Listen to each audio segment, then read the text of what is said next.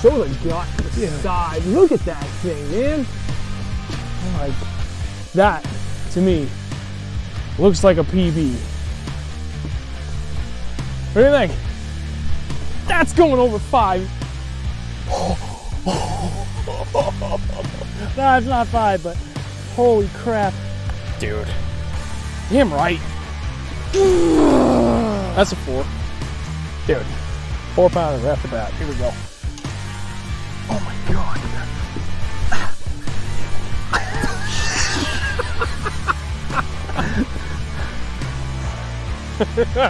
Dude. Good job, man. Look at that. I have big hands. That thing's huge. Girthy. That's triple C thick. We're calling them today, boys.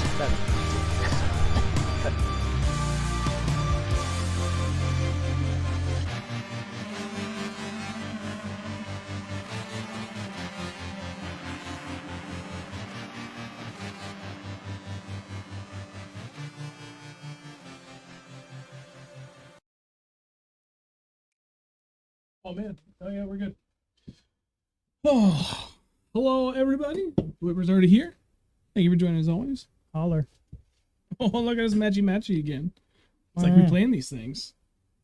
Mine's dirty though. Mine's dirty too. I don't know what happened. It looks like I got like oil splatter through the logo. I think it's fish blood because I have the same thing. Oh. Mess. In a good way though. What's going on, Chris? DJ, Kyle, Keith, Brian, how's everybody doing? Let us know how audio quality is, especially like volume, overall loudness, because we get a gain booster for Andrew's mic, which is gonna make him a little bit louder, which is what we want. Hopefully it works. Is it working? Which hugely helpful from Paul, the frugal streamer on Twitter. Anybody that's like into streaming of any kind, that guy knows his stuff. He's been extremely helpful for the channel since we got this going. Come here, mouse. Mark, thanks, buddy. I like that intro. It's coming out pretty good. And I even got a few more catches I can add to it. I want to make it like about 3 minutes long because there's always like a huge delay between when the stream starts to like when a lot of people like see the notifications. So I'm trying to create that buffer, you know, like a nice safe buffer between that and when we actually start and give people a chance to get in here. Plus, it just looks awesome, and I really like that song that I found for it. So, pretty good. Tiago, Kyle, everybody, David, not again, love the intro. Sean, thanks for getting back to me about the winter storage. Appreciate it. Very welcome, sir. That's actually a topic we're going to cover next week, like, really in depth, because we put, what'd you say, like the last 3 years has been, like, we've gone really hard into fishing super late in the year. Yeah. So we've gone through a lot of iterations of different gear, like specifically what we wear, like how we manage our fishing gear while we're out there, baits that we use, and it's been paying off pretty well. That can be its own separate topic one night, so that's the plan that we're gonna do that. I turned the bass boost off. Now it doesn't sound like a rave. Nice. For those that are here right now, again, thank you very much. When you get in here, drop a quick like on the stream, please. Hugely helpful. For those that did share earlier, DJ, saw you were one of them. Brian, as always, if you guys could go ahead and share it again, you know, that's always hugely helpful. But no pressure. And side note, for anybody that is subscribed already, if you haven't turned on notifications, do so. That's like, helps a lot. What's going on, Vance? Carl. Hey. So, I have to get, I mean, I have them ready. I just need to open my phone. Because, I didn't put this on Silencio. I got some, but I don't know if they're appropriate. Well, if it's one from Keith, we know it's not. I just screenshotted all these questions that we were getting. So, oh yeah, dude, I got a ton. I got a lot. I got something about tray flips. Play the intro again. You want me to play the intro again? I can't skip the first 30 seconds of it, though, so you get that 30-second countdown. I'll play it later. It'd be great. The intro. Oh, yeah. That intro is pretty dope. That's pretty cool. I like it. There's a lot of time put into that intro. Years. Yeah, seriously. And it's funny because like I went through and I realized that like I specifically tried to find a bunch of like our biggest and best fish to go in there because why not, right? And a lot of them came from that one spot. I know. All at different times of the year, but I was like, shit, there's a lot from that one lake. Yep. Tell you where the TV18, hey buddy, thanks for joining. All right, without further ado, let's jump into it. You know how we always do this. We start with a recap of last weekend. DJ wants to be in. When do I get to be one of the show? You want to drive down here? No, I know you don't. So we're not doing any guests yet because there's a couple of things I have to get squared away with this before I can do that. First and foremost, and I meant to do it the last 2 weeks, and especially this past week, I didn't get to it. The software that I use for streaming is called OBS. It's super old school. Like, it's been around, well, relatively speaking, right? It's been around for a while. Really easy to use, but very limited. So I need to get set up a Streamlabs OBS, which is the newer version. It's a lot more robust. It makes it work a lot more friendlier with the Stream Deck that you guys so graciously helped purchase. So until I get that going, that allows me better audio options. That's step one before I can do step two, which is I still need to figure out a way to make a call work. There's so many layers. I will speak to this as quickly as I can. 2 microphones go into one audio port and then tricks the computer with a secondary software to make it seem like 2 different inputs. Kind of weird. Yeah. And then in order for us to get this level of audio quality, to be able to hear the phone call from people that we use, when we do this, we use Discord. I can't, I don't want to use the TV like we have been because it sounds like crap. So I want to be able to, 603 big thumb, thanks. I need to be able to pipe that audio back to us, but we need to wear headphones to hear it. So technically it's one output, right, from the call, from a totally different software that I need to pipe through another software that tricks it into 2 outputs so that we can both hear it on separate headphones. Like I said, with a third output so that it goes to the stream. So there's literal physical and digital inputs and outputs that have to be created to get perfect audio quality that you hear, that we hear, and then you can hear us, and the person on the call can hear everything too. And then the extra wrinkle is I still don't know how to do all that and make it so the person on the call can see us. So every person we've had called in is literally just staring at a black screen like this is something. Took a phone call. I have learned a lot over the years, and this setup is by far the most complex I've done because you're trying to create multiple digital inputs and outputs. I won't go any further. That's the gist of it. It goes so much deeper than that, but that is the issue I keep running into. Once I get that squared away, we're back to doing a bunch of guests because we have a lot of people that want to get on, DJ included. Some return guests. I want to get Sharon back. I want to get Mike Zamp back. We got a few other people that I would like to have back on. I'd love to have Steve Estes back on. There's another Swim-based scrutiny. Yep, well, they're going to come here if we do it. Yeah. And I have a mic now, a better mic for that my coworker let me borrow. It's sitting over there. So we should get really, really good quality from the floor so we can set it right up in the middle of the table. That'd be perfect. It's going to be great. So that's why we haven't done guests, and I don't know what the timetable is on that either, but hopefully, within a couple weeks. A weird Carl ticking. Carl saying? Mm-hmm. 803 Bass, be proud you're in it. Thanks, Carl. Isn't it 802? Well, okay. I get no, he meant 603. I hear blah, blah, blah. They need to finalize their liability waivers before my guests can come on. What's going on, David? I'll bring over more fresh scallops and lobsters anyone has ever seen. They want a party. Okay, Carl's the next person on the list. You can just come over tonight if you want. Right? I got an extra spot in my bed. You feed him. You just got to wine and dine him. He'll spoon you to death. I'll be Little Spoon. Hey, John. So, all right. With that being said, I'm glad I took that moment to kind of digress because I know we haven't really been doing a ton of guests, but that's why. So I'm glad I was able to touch upon that. Anyway, onward. So, weekend recap. It was all right. I will. It was a first. long. I did dog shit. Okay, continue about how you outfished the shit out of me. It was a long drive for just a few fish, and it wasn't many fish. I think I only had good size fish. Between 4 and 6. I think you had 12. I was trying to think back on it. Yeah, you definitely had at least 10. You were somewhere in the 10 to 12 range. But so what we're talking we'll say 15 bass between the two of us for 8 hours. To be fair, we ran into a technical problem at about noon 30. So we switched our fishing technique from using spot lock to drifting. It worked. It really did. We got lucky. Yeah. It was an interesting day. I mean, it was nice out. The view was great. The fishing was not what we were expecting, but also the lake was in a certain stage where everything gets all flippy floppy, and the water temps and everything, the thermocline is all over the place. So they didn't really know what the hell was going on, and we didn't either. So we kind of struggled, but we got them. I ended up getting them mostly in the rock piles out deep in like 40 feet, 35, 40 feet.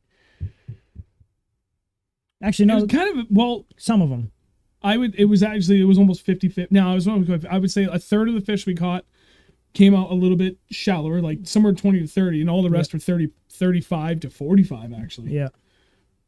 But, I mean, the bite was consistent with the baits we were using.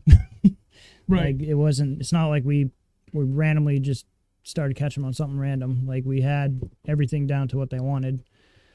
I mean, we did throw pretty much everything, but that was our plan going up there anyway, was to throw a lot of different baits that we knew those fish were biting.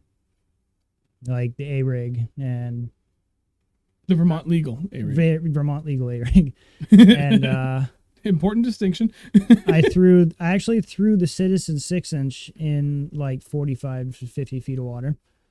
Half ounce weight on it, right? Half ounce. Yeah. It took a little bit to get down there, but once it was down there, it was in the rocks, and it was... I thought it was getting bit at one point, but it didn't. What else did I throw? A-rig, jig, obviously. Multiple types of jigs. Did I throw the glide? I didn't throw the glide. No, you talked about it several times, but like usually when that happens, I'm like, yeah, dude, like do it. But at the same time, it was, like, when you say something and I think it's a really good idea, I usually I'll push like that, like a couple other times, right? Different things. But you kept saying, I was like, yeah, I mean, throw it. But like even I was like, I just don't even know. It's such a weird day, so I didn't push for it. It could have worked. I wanted to try and swim it down in like 20 to 25 feet, just slow roll it, but I couldn't figure it out. I couldn't pick it up and physically do it. It's not that I was uncomfortable. I caught fish on a jig, and I'm like, I don't care. And we weren't having a great day, so I wanted to make the most of it and catch as many fish, so I just kept throwing the jig. But I did try the A-rig for a while, and I think I got hit once. Yeah, it looked like you got trucked for a second. Yeah, once. I'm pretty sure, because I came up, I let it drop straight to the bottom, and I brought up 2 or 3 cranks, and then I started slow rolling it, so I knew I was over the rocks. And I was already past that rock hump that was out there. And I just felt, thump. I'm like, oh, shit. And it must have hit either one of the blades or the dummy, and didn't get anything out of it. So that's pretty much... Did I try jerkbait at all? I did. I threw 110 plus 2. You did. But I didn't. It was in a weird spot. Like, I tried chatterbait. Yep. Yeah, you tried that big one from Gordy. That thing dumps. Shit slaps. It was just a weird day. Like the water was still too warm for like this place. It was 55 to 56. The lake was in turnover. Like I didn't even really think about that until we left, and I was talking to our buddy, and he was like, "Do you think it was turnover?" I was like, and it clicked. I was like, "Ah, crap, that probably was it." And he was there yesterday, and he was like, "Yeah, dude, it's definitely turnover." So that doesn't help. And then they were just being weird because of that. Like we marked so many big fish, and like a lot of fish too. Like big mark here and there, exactly what you're expecting to be, and then you get a handful of good marks. Every time we went over a nice rocky hump or pile, they were there. How many short strikes do we have? I know I had at least a dozen. Yeah, I had a bunch. And it was weird too, because we were fishing like heavy baits, and like, okay, they're like go over a big mark in like 40 feet.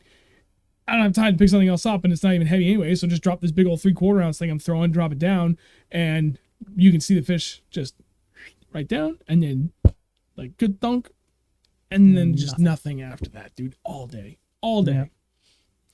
I caught a couple of that in kind of a weird way. We were fishing this one rock pile, and probably 35 feet, 30, maybe 30 feet. And I'd get in the rock pile and I work the jig out, and then I would just burn it back to the boat, like really fast, like Oh yeah. 7-1. I'm like this, like trying to get it Ripping back to the boat. And I would get trucked, absolutely hammered. These fish they were just following it all the way from the rock pile out and just hammering it about 20 feet from the boat. It was insane. I've never caught, like, and it happened 2 or 3 times. I was like, I'm just going to keep doing that and just burn the jig back, and just kept getting hit. It was cool. Yeah, I think you caught 2 more fish even after you said that. Yeah. It's ridiculous. No, I don't want that. Sorry, I'm trying to look at something really quick. But yeah. I think I tried throwing the A-rig over that rock pile too. And there was no bites after that really until we got to that last spot and where we had to drift because we had an issue. Did you really elaborate on that other than that we just had to drift? Yeah. We had to drift. You can elaborate on it. So I have Lowrance Ghost, and I got the TH Marine prop nut, which for those that aren't familiar with what that is, instead of having a nylon locking nut on your prop shaft, TH Marine makes this big honking aluminum prop nut that you can, and it's got like a, I'd probably say like a 3/8 of an inch wide knurled edge, and then like a half recessed O-ring in the face that contacts the prop. So you put that on there, you can hand tighten it down. 2 benefits to that. 1, it balances the prop so it gets a lot less vibration when in operation. And 2, it allows you to, just by hand, remove the prop at any time that you want. Not once in my life has that prop not ever loosened up. We were out fishing the spot, that shallower rock hump. We caught, I think I caught 2, you caught 3 or 4, we missed a few. And then we're like, all right, well, let's just idle up a couple hundred feet to the next spot. Didn't pull up the trolling motor. Never do. Get to the spot, go to touch the trolling motor, it's not moving. I'm like, oh, dude, I'm out of power. That can't be. These batteries are brand new still. You should have seen charged. his face when he looked over the side of the boat. He comes up, he's Like trying everything. I'm like, what? What'd I do? Oh. And I'm like, prop's gone. Like, what? And prop's gone. So somehow that TH Marine nut backed out, and when we were idling, the prop must have been spinning backwards and just, and they both gone. So I was out $50 on a prop and 50 something on that TH Marine nut prop on a day that I lost, I think 6 open water snipers, 2 3/4 ounce tungsten football jigs, a couple of half ouncers, and I don't even know how many 3/4 ounce football jigs. It was an expensive day. Plus side though, Bass Fishing Electronics over in Auburn, New Hampshire came in clutch. He had props and the TH Marine nut for the Ghost in stock. So I ordered those things first thing Monday morning, and they were here Tuesday. So I've already got the prop on there, the TH Marine nut. I did what you and I talked about, and I put some Teflon tape, just a little bit, on the shaft, so that should not happen again, though the O-ring is supposed to make that not happen. And the extra prop is in the boat. Good. So, and a nut, extra nut. That nylon locking one. I always carry a toolbox either in my boat or in the truck, so that's never going to be an issue again. that was terrible. Jesus. It was just a weird day made complicated by the fact that, like, right as we were starting to figure it out, like, that rock pile, that shallow rock pile, I was like, yeah, I've got a few more spots we could run that, you know, even if we don't catch big fish, we can, we figured out a pattern. A little bit shallower, bigger bait, straight black, because with the water turning over, it got a lot, like, it's usually a really clear lake. It was stained everywhere. Yeah. But whatever, right? We kind of figured out something. Screw it. Let's just salvage a day and just go and hook into a bunch of 1s and 2s. I don't care at that point. We'd been fishing for 5 hours. I only had like 3 fish in the boat. And then we moved spots and we were screwed. Thankfully, the wind, speed, and direction played nicely. Like Andrew said, we could just keep drifting one of our prime spots. And it worked. Like I caught, I think, 2 or 3 more off that. And then you caught like another half dozen or so. Yeah. When we really had to start drifting this one spot, I was like, you know, I already have enough fish in the boat. I wanted him to catch fish. So I kept jumping down and reversing over, backing up. Shut the motor off, let it drift, fish for a little bit, and then do it again, jump in, reverse. There's this one magic rock pile that we caught a lot of fish off of, and some big ones. And I was talking to Dennis about this that night when we got home. Remember that one giant bite I got, and as soon as I leaned into it, it broke off? Pike. Didn't even think about it. I did. I thought about it, but I was like, I don't know. Makes sense. They like it cold. They like it down deeper like that sometimes. And just both the violence of the hit, the speed that he ran, and how quickly and easily I broke off, I mean, even when I gut hook fish, how often do I break off like that? Yeah, true. That was brand new 15-pound abrasics. I had just tied that leader. Yeah, probably a pike. Makes sense. I forgot about the big fish I lost too. Yeah, that was early on the day on the drop. No, on the not the drop shot. I don't remember. It might have been. No, it was a jig. Open water sniper. Was half it? ounce. Yep. Oh, yeah. Or the special, but I'm pretty sure I think I was still throwing the open water. Yeah. But that whatever that was big. I don't know what it was, but it was big. DJ, I've only seen 2 pike in there. One was weird. It was last year. Was it last year? Yeah, I think it was last year in the fall. It was I've only been there solo twice, 3 times now. I don't know. The point, and then like that really shallow grassy spot next to the point. I was fishing that because it was still warmer that day. I was there solo, and I saw something in my peripheral. I look over, and there's a pike swimming like at an angle like that, with his whole head out of the water for like 20 feet. Just like, this is great. Just like breathing it in. I'm like, what's happening? it was weird. And the other one I saw, I was fishing with TJ there last year. He had a monster pike when we were out north side, trying to make something work shallow just for shits and giggles. Come run down his bait and almost got it. That was nuts. So I've seen him. It's crazy. How big? It was 3 foot easily. Next time we go, we should just run up there. I'd be okay with that. Just for like an hour. Yeah. Throw the A-rig for those. A-rig and spinnerbaits. Whopping ploppa.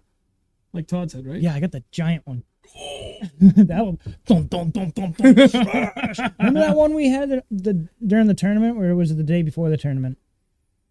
No, and it was before that. It was like wait a couple weeks. Yeah. That big pike that chased your shit up, dude. I was like, that's a big fish. Oh my God. That was chasing my spider jig back. We were fishing this. It was actually the spot where I dropped, when Andrew told me, was likely a very healthy 5-pound smallmouth during the tournament. We were there pre-fishing, and we found him. We figured him out. And I was burning my spider jig back to the boat. And about 20 feet from the boat, this giant pike comes rocking it out. Scared the crap out of me. I had to change my pants when I was done. Every time. You know what's going to happen. It's just a fish. Yet for some reason, it's the violence and suddenness. The speed. They come out of nowhere. You see like just like the little glare of like the sun, and you just see this freaking pike. God. And it's always scary. So close. It's the proximity to the boat that it happens too. Like you never expect something to happen in the last 20-foot window. Yeah, when we were late fall with Kristen that day. Dude, that thing, I jumped. And I ripped my shit out of the water. I'm like, no! I remember that. Like, holy shit, I'm freaking jump! And then just start laughing like, pike? Yeah, Big freaking pike. That thing was huge. That's the biggest pike I've ever seen in my life. That thing was giant. That's crazy. Oh, God. So, nightmares. Anyway, that was the fishing trip in general, to kind of put it into broader terms, right, to help you guys out. We went to a bigger, deeper lake. It's a couple thousand acres. It's really, really deep, but like average depth for the deep part, is the best way I can put it, is like 45-ish feet. So it's not crazy deep, not like, Newfound, Winnipesaukee, Squam, Winnisquam, things like that, where they get like hundreds of feet deep. Well, high hundreds. But it's still very deep. I like to fish lakes like that this time of the year because they're much more stable. You get a lot more water to cover, but that stability makes it a lot easier to... I would rather have stability water temperature and have to cover 2,000 acres to find a couple of fish over 3 spots than wing it on a 100-acre pond with an average depth of 10 feet, because it's tough. It's wicked tough. They can just get shocked overnight from a cold front, which we had a really cold night Saturday going into Sunday. So we said, screw it. We went up, and water was way warmer than I was anticipating, especially this late in the year. I think it's like 3 or 4 degrees warmer than it should be based on what little information I have. So take that with a grain of salt. But nonetheless, like mid-50s, still too warm for this time of the year. For me, for the type of bodies of water we like to fish, like how we want to fish them, though we're totally open to catching them any way we can. But the turnover, which I saw the question up above, sorry, the turnover, you've got your cold water, thermocline, warm water in the lake. That flips, and it all kind of becomes a little bit more consistent through it. You don't have that hard defining line between like much colder water and the warmer water at the top. So with that turnover, it tends to throw the bait fish in the bass into a weird funk, and they hunker down, they slow way down, they wait for that stability to happen, they get acclimated to the change before they become much more active again. So plus side, it's happened. So the next trip out should be a lot better. Should. We'll see how that goes. That's when it's like 2 minutes. Yeah, it's getting close to that time. If you're going out this weekend, bigger body of water, keep that in mind. That might be something you need to keep in the back of your head. If you could find a smaller body of water, we'll say a couple 100 acres max, with a good average depth of like 20-ish feet, turnover should have already happened, especially here in New Hampshire, any area of the state. I would still stick to mainland points. We tried some offshore spots and we marked some fish, but no, I'm going to take that back. I don't even want to talk about that because that lake to me is an outlier, especially what most people are going to be fishing around here. Yeah, it is. So I think if you're going to go out, stick to more mainland points, look for harder structure. If you can still find some good grass, absolutely check it. At this point, most of it should be dead, but you'd be surprised how late into the year those fish will still hold up. Like I've caught a ton of largemouth out of kettle ponds all over southern New Hampshire, well into the end of November, like in the dead and dying lily pads, like especially like areas where I can find what's left of lily pads or lily pad stalks in like 3 or 4 feet of water. They'll still be in there some days. So keep that open mind. Be prepared to go drastically different. We've talked a lot about this over the last few weeks. Yeah. Looking out deep, mega shallow, throwing something super finesse, throwing something really big. Have everything. I know it sucks because we're still in that weird transition depending upon where you are in New England. You have to be prepared for any one of those scenarios because you could go to 3 different bodies of water all within a 15-minute drive, which is plenty of spots like that in New Hampshire at least. Yeah. And you could find drastically different conditions in all 3 of them, despite how close they are. It could be mud, and then the next half mile down the road, you could have crystal clear glacial water. Yep. It's insane. If I had to give you 3 baits to choose from to your starting baits, right? Thinking more universally for things that people would most likely throw, I would throw Ned rig, big jig, big skirted football jig, like half ounce with a big untrimmed 3.5 inch to 4 inch trailer, and a jerkbait. And I would cover the whole water column. I would cover from the bank out to as deep as you can comfortably fish and take it from there and see what you can find. I personally would start with hard structure, be it rocks or timber, especially on the sunny side, hour or 2 in the morning. And I would start with a jig first and go darker. At this point, all the bait fish have the crawfish have definitely molted or in that process. Beast Coast stealth craw, right? It's a good combination of dark green, blacks, browns, things like that. Black and brown, yep. Black and blue flakes, straight black. That's my starting point for going out this weekend. I mean, that's what we've been doing, and it's been killing it. That jig bite's been good. I'll have that jig video done for Monday. It's gonna be good. Dude, we had so many amazing hook sets in that. Which one? The one over when we went up the road here? Yep. Oh, that was a good day. It was a great day. We just hammered them on That was jigs. when I got the glide. Yep. The glide fish. We only had 1 fish caught on it, though. So I decided to leave it out because it doesn't fit in with the theme of the rest of the video. I think I got hit before you set the cameras up. You did. That's why I decided to stop and set them up. And it got off right at the end, right at the boat. Yeah. That's what it was. So, yeah, that's it. So, Grat, I've caught monster pike in Champlain, 42 feet of water. Where we did the Berkshire Bass Tournament, the first lake there, St. Catherine, we were out there pre-fishing with DJ. Oh, and, yeah, dude, he was catching so many pike out deep. It was ridiculous. Nuts. It's crazy how deep they get, which makes me firmly believe that that's probably what broke me off on the rock pile Sunday. Probably, yeah. Makes sense.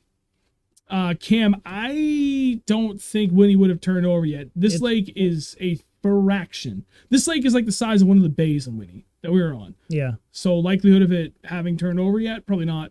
Might be. It's getting close. It's probably like the size of Paugus Bay. Yeah, I think it's pretty accurate. Give or take. So Paugus Bay might be good. I love Paugus Bay. That's like one of my favorite spots to fish in that lake. Damn, David. Pembry River's 42. Vance. Jerkbait, football jig, big glide bait. I forgot to order it. I was looking last night. You want to do it for your phone while I pick this questions up. So at this point, we can start getting rolled into. Oh, hang on. Let's see. DJ from 2017. Here's one I got out of there. Go! Oh, yo. That's a good one. I don't know. Hopefully that'll show up. I got a bit of a delay on this. That's a good one from DJ. That's a big pike. That did show up nicely. I love that. Oh, that's a good one. Ooh. That's a good one. Gagne fishing. Read it out. And we're not going to do it yet. I want to save that towards the end because that's a really good topic. I'm just trying to get up all the screenshots I have Is it from all the Gagne questions. or is it Gagne? Gagne. Gagne. Gagne. Gagne. How the hell do you say that? Well, I'm going to butcher it. I always thought it was Gagne. Gagne. Gagne. He said, maybe like a recap of this year, best moments and worst. Then game plan for next season. I almost don't want to do that yet because we're not done. No, we're not. We're not done until 2 months from now. literally the ice is on all the water. Yeah. And then we're still not done because we'll go to the river. We just keep going and going and going. We'll see in the spring. We went 6 weeks of no fishing in the boat this past winter. It's horrible. My goal is to have that. Right in the middle of it, take a day off, we'll go fish the friggin' spot that there is no ice, time it right, and it'll be good. And then we don't have to drive far, and it'll be great. Or then we can just go down for stripers. Yes. That's going to be fun. So, all right, at this point, we're rolling to all the questions. So I posted on Instagram, Twitter, Facebook. That's pretty much it, actually. I did Instagram. There's a few other spots I should have posted, but I didn't. But I posted the question to everybody, the community as a whole. What questions do you want us to talk about tonight? We have quite a few that we can go through, but feel free to drop anything else in the chat as we're going along. If it's something that you meant to ask, but you didn't send to us, or if it just comes up as we're going, go for it. We're going to bounce between, questions we've already screenshot from people, what has been sent, and whatever you guys drop to us. And Actually, Keith actually has a couple good ones in here. I want to make sure I didn't miss any on in the old gram. Nope, I didn't. He said poop socks. You're an expert on that one. He said people who influence you and push you to be a better angler from the local level on up. From SNH Angler, Keith. Yeah, from Keith. Say that again.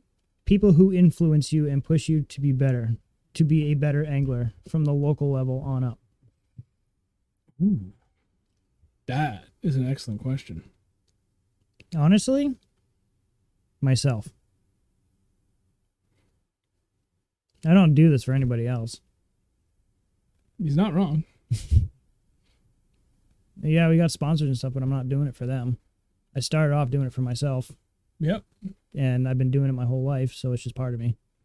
And I like to be better at things. I don't really like to lose, per se. But I don't mind coming in last. I just like doing it just because it's fun, is what I've always done. And I always push myself to be better.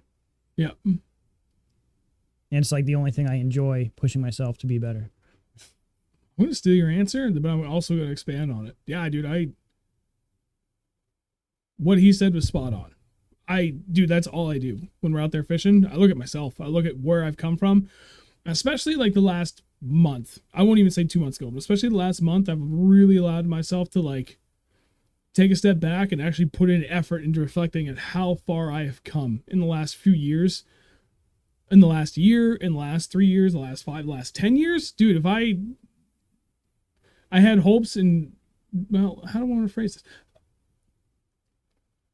Past me would be extremely happy with present me because I always had these hopes and dreams to get to where I'm at now, and I put in the time and I put in the effort and I got to where I wanted to be at this point. But there is no stopping for progression for me. This is what I live for. Outside of my family, this is it. This is what I put 110% of my side effort into. That said, I definitely had local anglers that I used to look up to. My perspective on local tournament angling has changed quite a bit. I still look up to people, but for different reasons. I will say that TJ at Smallmouth Freaks would be one person I definitely look up to. Wicked good dude, hard ass worker, and that dude is a hammer. He fishes big water with the confidence of anybody I see at the local level that has got their 200, 300 acre ponds but they know like the back of their hand. But this dude does it with the St. Lawrence River and Lake Ontario and Lake Champlain. Like, that's insane to be able to go out there and look at that much water and not even shrug at it. Just be like, yeah, no, I know what I'm doing. I know where I'm going.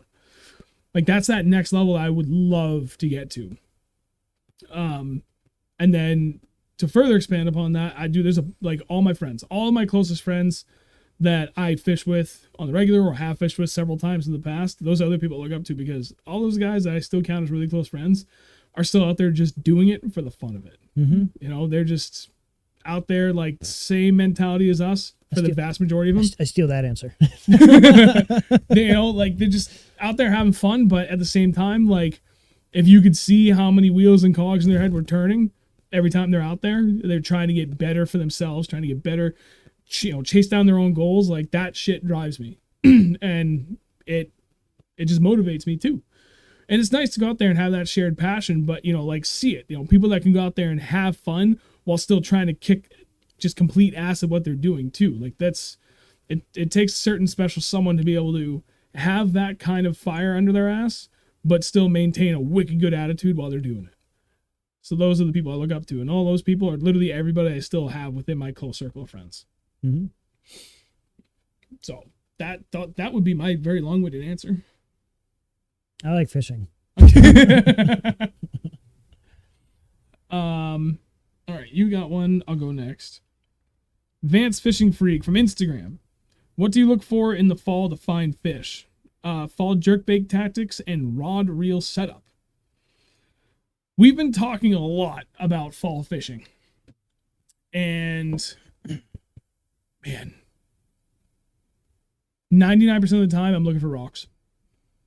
It's a hard, consistent structure. It's never going away. It never changes. The fish always go and find it.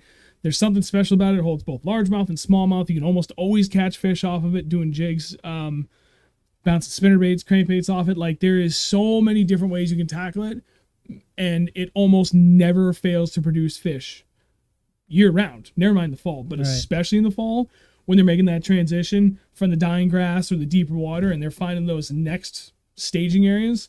Really long, deep, steep, rocky points have always been my go-to this time of the year, for good reason. They produce.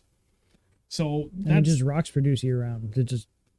You find rocks up shallow, they're going to be in there. You find rocks in 10 feet of water, they're going to be down there. You find rocks in 60 feet of water, they're going to be down there. right. It all depends on the temperature of the water at the time of the year. Yep.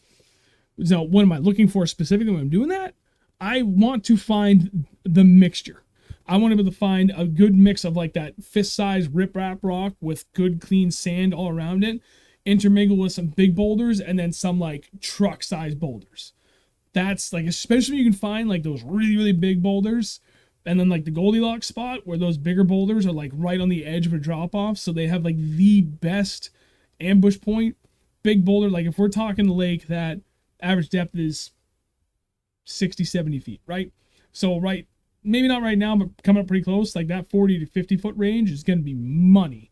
If you can find a boulder that's sitting on a big, long submerged point, riprap rock everywhere, and then it tanks down deep, and right at that cusp in like 30, 35 feet, get that one big boulder, that is like the Goldilocks spot. We've got a ton of spots like that. And it produces not just numbers, but quality. We get so many big fish off crap like that. Yep.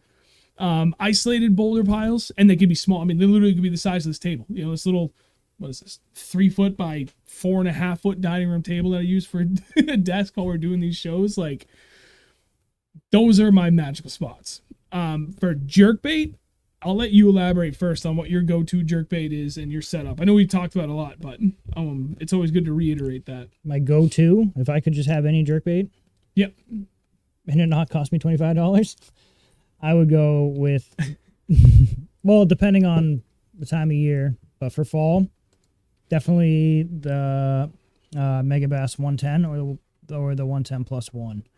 I don't remember the name of that color. What color? Is it blue or? Yeah. The GP Pro Blue. Yeah, is that the one? Oh, yeah. Yeah, I think second. Something about that in cold water just works exceptionally well. Yep.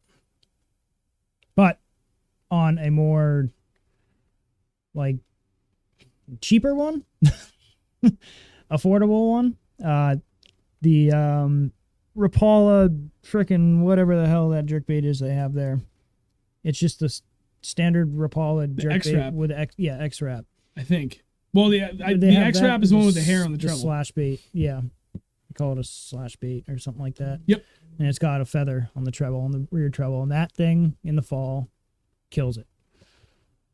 Oh, hey SBM. I messaged them with the screenshot of the thing. I was like, you're on there. Nice. Vance, yeah, if you're bank fishing, just do the best you can. If you want to go bottom contact, though it's not going to stand great, go with a ball head jig, like 3/8 ounce or maybe even 1/2 ounce. It's going to climb through rocks a lot better, so you have a lot less snags.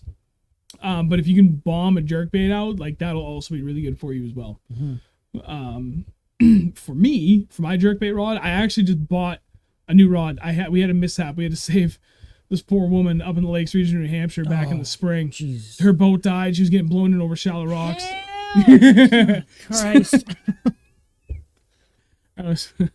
So we went over, and like when I realized that she was literally screaming help, first day of the Ghost, it's longer than the Ultrex, so the kickstand for it, the bounce buster pole, it is in a different spot. I didn't move my rod. I slammed right through a $220 rod, right through I just snapped it right in half with the split grip. So I bought another actual proper cranking rod from Lew's, Team Lew's Custom Pro Speed Stick, 6'9", medium, moderate, fast. It's very whippy, but dude, I can launch absolutely bomb really light jerkbaits on this with my now 12-year-old Shimano Sitica that has literally never once been tuned, and it still bombs, which makes me really happy. Yeah, I need to get that thing cleaned up and tuned though. Bring it to Joe.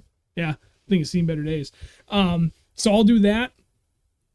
This is the difference maker I learned last year. It's made a huge difference. Right now, I'm going to go straight 12-pound fluorocarbon. But the moment that water gets closer to 45 degrees, I'm ripping it all out, and I'm going with a fluorocarbon-coated monofilament. It's better suited for much colder water. When you get into really cold water... That weird stuff you got? Mm-hmm. Yep. It's... Right, like fluoro sinks, mono floats. But at colder water temperatures... I don't know how else to put this... I don't even know if I can say this accurately. Densities of things work a little bit differently, so that fluorocarbon tends to sink a little bit harder, whereas that fluorocarbon monofilament wants to sit a little bit more naturally buoyant to an extent. Like, it's not going to float fast, it's not going to sink fast, it's going to be doing what you want it to, so your jerkbait's not going to be tanking in either direction. So I'll do that. And then I just throw in a 6:1 reel ratio. Straight fluoro, I don't do anything special. If it gets really cold, I've got a couple of spinning rods that I could throw on it. I'll just tie on like a 50-foot leader of fluorocarbon, and then the rest of my line is just braid, and that works. Is it perfect? No, but it beats having your hands freeze off when you're handling casting gear when it's 20 degrees out. Or negative 20. Or yeah. What did Keith say? I didn't retie a leader last weekend. Tied on a brand new +1 and cast off first cast. See ya. Yep, bye. That sucks, dude. That's what I did with my glide the other day. Oh, yeah. Oh. That's gone. Real quick, for everybody that's still here, again, thank you very much. For those that haven't yet, if you could take a moment and hit like on the stream, greatly appreciate it too. Thank you. Jerry, does anyone fish rubber worms still? Oh, yeah. Right now, not worms, but yeah, I'll still fish soft plastics all day long. Just how I present them changes dramatically. And this is the time of year where I'll start fishing with no skirts and just the soft plastic with a variety of different heads.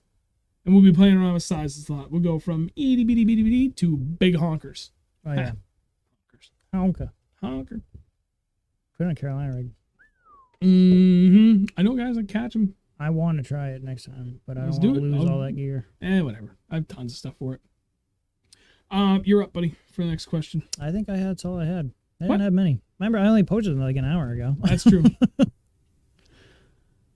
For some reason, I couldn't post this from my work. It wouldn't allow me to for some reason, or it wouldn't load or something. So as soon as I left work, it posted, and I was like, "Oh, I'm okay." Sick. Better late than never. Is that really all you got? Nate said I want bloopers. Do we have any bloopers? Oh, I had one this weekend.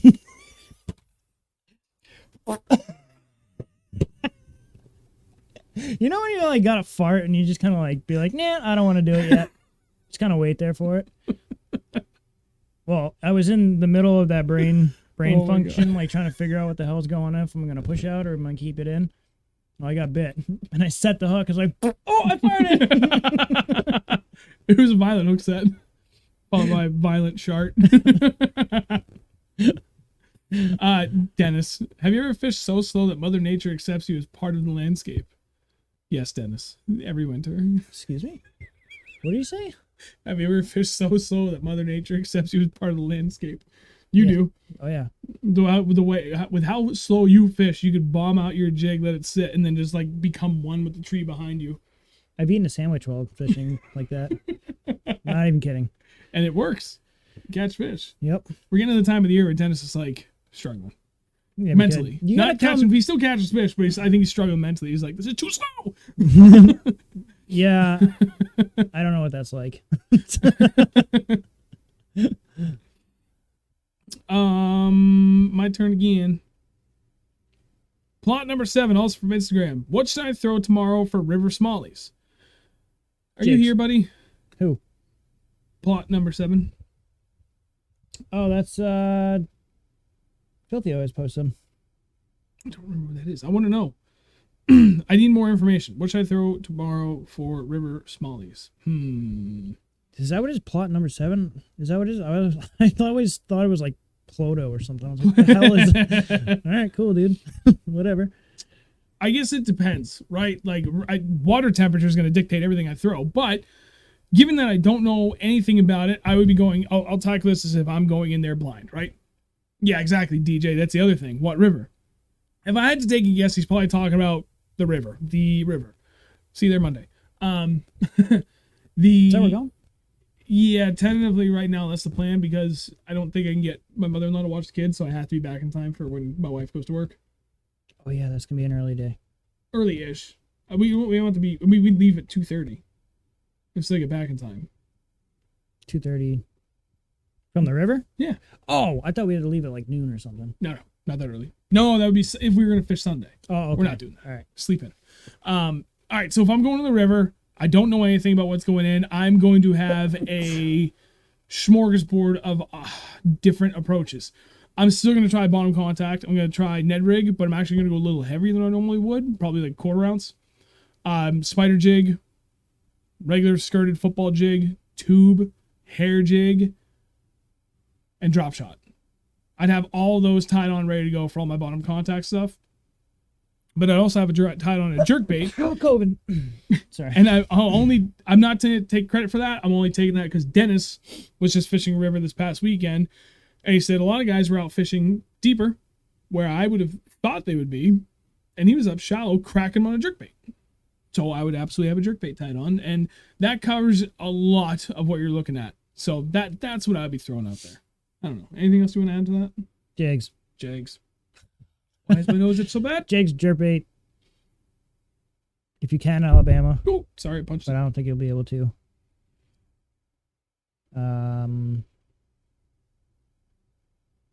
Underspin, possibly. Ooh, underspin would be good. I like that. Mm-hmm. I like that.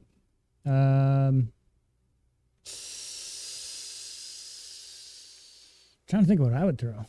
If I was going to a new river. Maybe a glide, actually, even right now. In a river, that'd be kind of weird. No, it depends on what current's doing. Yeah, true. That's the other big thing. If you're not seeing the river pulling current, like if you're fishing a section that has a dam and they're not pulling current, yeah, just be prepared. It tends to slow down quite a bit when that happens. Mm-hmm. So, see how it goes. SNH angler. Spin head with a 3-inch trailer is what I toss in the river with confidence. Oh, you mean like Okashira? Oh, Okashira. That thing slays. That's a good combo. Sinfidence. Too many beers. 3D fishing DJ, Mr. David there, did ask also on Instagram, lake turnover. We already covered that a little bit. I don't have an answer as to what to do when fishing lake turnover other than get the hell out of there and go try somewhere else. Mm-hmm. It's weird fishing that. The fish just gets in such a funk, and I don't have enough time in the water to be able to confidently say what I would or would not do in those cases. Other than, given that we just struggled doing it the other day, And talking to TJ, who was just there during the same conditions only 2 days later and killed it, you're still going to have a slow day, but I would go big. That ties in well to what we found towards the end of the day because we were fishing really small. Like, we fished everything all day for a variety of sizes. And then for a narrow window, the really small stuff started working really well. We're like, maybe that's a ticket. And color change was huge. Color. Everything's color. We said that 1,000 times. Color matters. Color. It's the difference. As soon as we switched to just all darker colors, we started catching fish. So then we had a lull, and then Andrew upsized and instantly hooked up first cast. And again, and again, and again. So food for thought. Going like big can be the difference maker sometimes, I think, in those conditions where they should be active, but they've been thrown in a loop because of the turnover. So I don't know. There's only a half. It was a half-inch bigger. Right. So half-inch bigger in overall length, but then the overall width towards the head is definitely bigger. It was a lot bigger. Yeah, it's almost like 2x the material, even though it's only a half-inch longer. Yeah. Olivia, hey guys, I'm a new supporter for the podcast in Vermont. Met you guys up on Champlain earlier this summer. Yeah. Hey, I'm curious your thoughts on tournament fishing and tournament anglers. Do you fish tourneys? Yes, and yes. Yes, I'm curious of your thoughts on tournament fishing. Yes, and tournament anglers. Sometimes. Do you fish tournaments? Yes. Love tournament fishing. I still get absolutely fired up every single tournament that we go to. It's fun. And honestly, it was even like that much more awesome fishing with all our friends in that tournament. Oh, dude, it's fun when you get into a good group of guys that you know very well. Yeah. And then you just like all get together, and then it's just fun. And just like run into each other, we get to shoot shit a little bit. Like, hey, what are you doing? How much you got? We got 1. We got 5. Day 1 of our 2-day tournament. That's literally what happened. Yep. We saw DJ and Alex in their boat, and we were struggling. We only had 1 fish in the boat, and we go by them, and I was like still running. The wind was ripping. You couldn't hear anything, and I wanted to keep like good distance. We were like probably 200 feet away from them still. Yeah, probably, yeah. And I yell over something, and Alex is like, huh? And I'm like, I hold up 1 finger. Or he's like, I point like this, and he's like, oh, 5. I'm like 1. I know.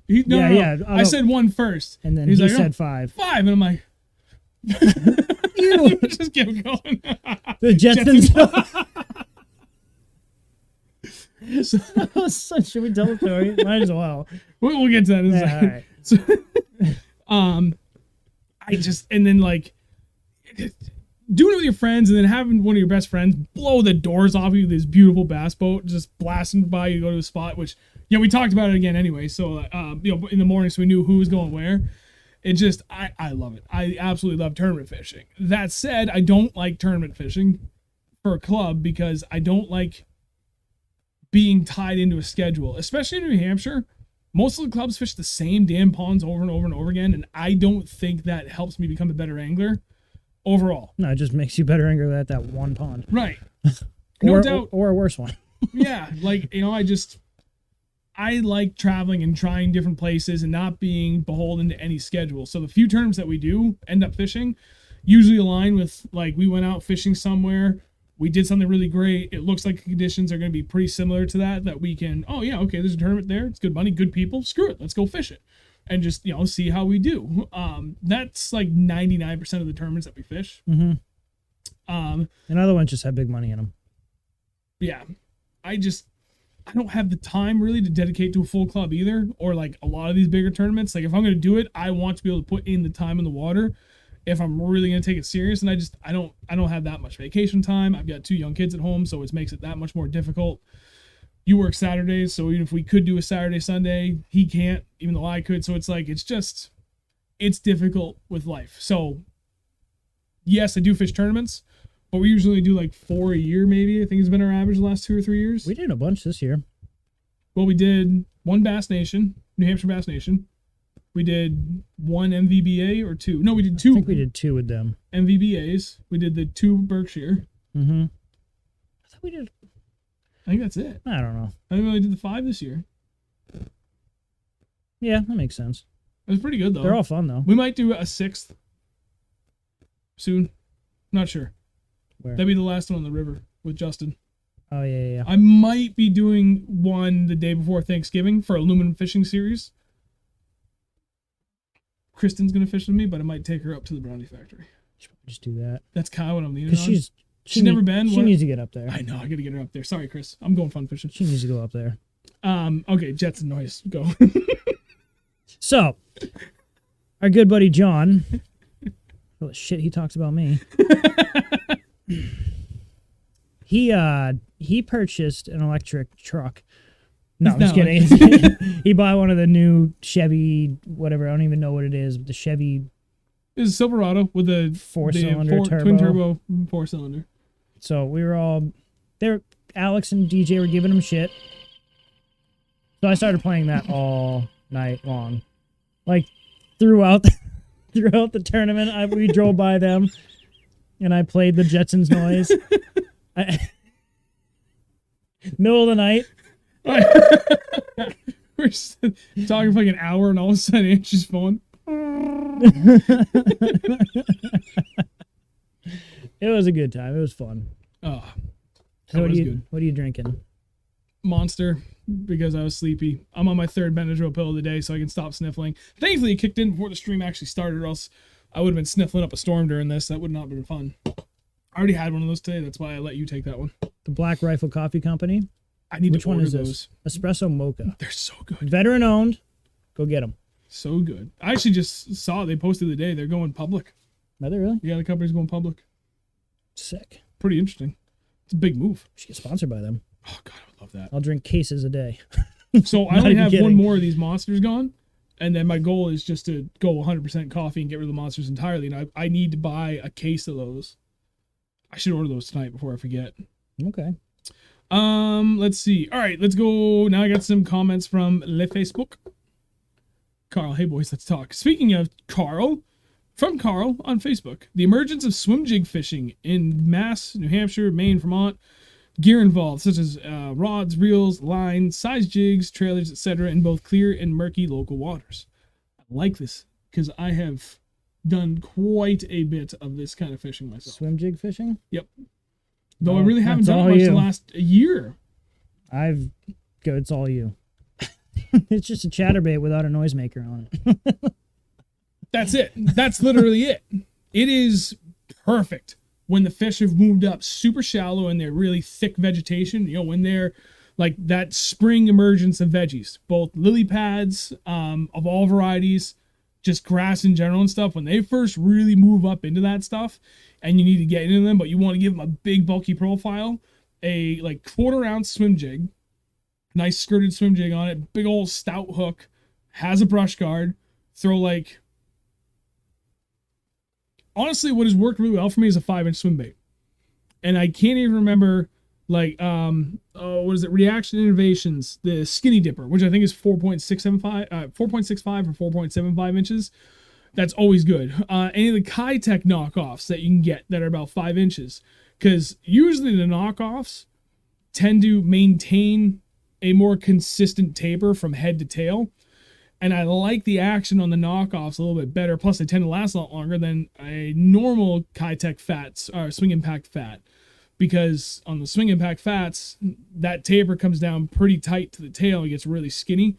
You tend to lose a lot. And I don't know, there's something about the knockoff style that has a thicker tail that works really, really good in the back of a swim jig, I found. I did better on knockoffs than I did on the original. Only in that instance, which is weird. But it is what it is.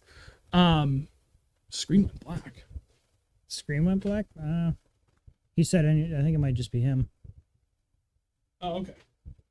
Well, let me know if anybody else has issues. It looks like Visibility everything's and good. sound. Did you shut off your computer? What? Did you try unplugging and plugging it back in? Okay, good. Dude, it's great for like heavy, thick vegetation. It's really hard to beat, especially in the spring. I had a couple of absolutely magical days 4 years ago. 3, 4, 5, damn, maybe even 6 years ago now too. There was like 3 consecutive years in a row where like early spring, pre-spawn, all the vegetation's just starting to come up. More importantly, all of the old dead weed beds, like lily pad beds. All that stalks and stuff, it dies and just lays over, and it's still there. It doesn't really go anywhere. And they're tucked up in that. Dog crap day, like it was cold and raw. The wind was ripping, rain was off and on. And I went out and caught 36 fish in 3 hours on that swim jig. Literally nothing else but a swim jig with a 4-inch swim bait trailer on the back. Because they were stacked up in that thick crap, and that's the only thing I get through. Spinnerbait probably would have gotten through just fine. But having that brush guard, and for some reason they just preferred something big but without the flash of a spinnerbait. Absolutely dynamite combo. Cannot recommend it enough. Although 2 years ago, it stopped producing for me, and I don't know why. Andrew's seen how many of those friggin' jigs and swim baits I have. I literally have a whole tote dedicated to swim bait trailers. Oh yeah. Just for swim jigs. I have a whole Plano 3700 box just for swim jigs. I have put in a ton of time and effort into trying to find like good combinations of those between weighted heads, colors, what trailers I like on it, the whole 9 yards. And it was just killing it for like a 3 or 4 year window. And then 2 years ago, just nothing. I didn't even pick it up this year. Nope. I think I threw it like one day. I threw it once or twice this spring, and I just put it away. It was just, it's been weird, but I still highly recommend it. I'll get back to it again this spring. That's for damn sure. Let me back up a little bit, and I see everybody talking about that, so I'll elaborate. But Kevin asked, what is the rule of the A-rig setups in New Hampshire? Illegal. To an extent. You can throw a 3-armed rig with only one reel hook. That is it. There is a special page specific to Alabama rigs on the New Hampshire Fish and Game website. Yep. As of last time I checked, where it explicitly tackles that very subject. It says it's not a bait, it's an apparatus. Right, and New Hampshire does not allow apparatus to be used in the state. It's kind of dumb, but it is what it is. New Hampshire, I love you. I got all the respect in the world for the Fish and Game Department, but a lot of the rules and laws that we have in the books are so archaic and just unnecessary. We are stuck in the past. We're still dumping way too much money into the stupid trout program. Bass fishermen get the shaft. We're not getting the support we need for the tournament organization side of things. We're losing access left and right to all these lakes we do tournaments on, or just want to fun fish in general. Our Fish and Game Department is seriously failing us, and I'm actually really disappointed in it. I just said I have a lot of respect for them, but at this point I'm starting to lose a lot of respect for how little they're doing for us. And yeah, I'm really happy that I'll go on the record saying that. Not that they probably even give a damn as to what I say. I'm a nobody. But it's just sad how far backwards we're going and how rapidly we are too. Mm-hmm. It's Carl. So what I'm messing with is I love a 1/4 ounce swim jig. It has kicked ass. What conditions would you guys use heavier 1/2 ounce jigs? My thought is heavier, more snags. Yeah, I will only throw 1/4 and 3/8 ounce. I suppose if you want to go a little bit deeper water, then yeah, go to the 1/2 ounce, but I rarely throw those things that deep anyway. That's typically something I save exclusively for shallow water. If you wanted to fish deeper grass in the summer, it could be good. It could be really, really good. But I feel like just straight swimming a big skirted swim jig with a swim bait like that towards the summer isn't like, I don't know, they're kind of past like that big, bulky, easy meal that's more like reactionary bite. I don't know. It's a weird time of the year where I don't have that confidence in it, and I don't know how to explain it, but it just doesn't seem ideally suited for those conditions where I would even want to consider throwing a heavier swim jig head specifically on a skirted swim jig. This time of the year, swim jig, just a swim jig, no skirt, big swim bait, different story. Mm-hmm. Cam, my buddy caught a big 7 in the spring on a swim jig. Hell yeah. Was that the one up on the big lake here in New Hampshire that you guys... No, that was in the fall that he caught his PB. I've caught a lot of big fish. Actually, funny thing. 3 years ago, best day of fishing I've ever had solo, swim jigs. And big swim bait. In the spring. That was in the fall. On a rainy day. No, this one was in November. It was November 3rd. It was the first weekend in November. I'm thinking somewhere else. Okay. I was fishing alone. It was when I still was in the Rangers. So this was 2017. Maybe it was. Yeah, I think this is fall of 2017 or 2018 now. And it was right after a hurricane had come through. It was like a day and a half after it had blown through. We got a ton of water, and there's a spot that I love to fish with a good inlet. So I had a really good feeling. It was beautiful. It was mid 70s. I told my boss in the morning, like, I'm taking a half day. I'm leaving at 11. He's like, yep, go for it. So I got out there. I went straight from work. Like, didn't even change. I'm out there in my stupid work clothes, my polo. And I was throwing skirted swim jig up stupid shallow, 2 feet of water or less, with a 5-inch swim bait on the trailer, swim bait trailer. And I caught a 5-pound 15 ounce, a 5-pound 5 ounce, a 4-pound 10 ounce, a 4-pound 8 ounce, and a 3-pound 12 ounce. All alone. And I dropped another 4.5 on the 6-inch Huddleston Deluxe 68. One of those 5s I caught on the Huddleston Deluxe 68 as well. All the rest came on that swim jig, skirted swim jig with a swim bait trailer. It was amazing. It's a big fish machine, that's for damn sure. But you can also catch tons of numbers on it too. What did DJ say? I definitely find it also being a year thing. Yep. David, I almost throw exclusively a 1/2-ounce swim jig and all kinds of weeds. Awesome success. Yeah.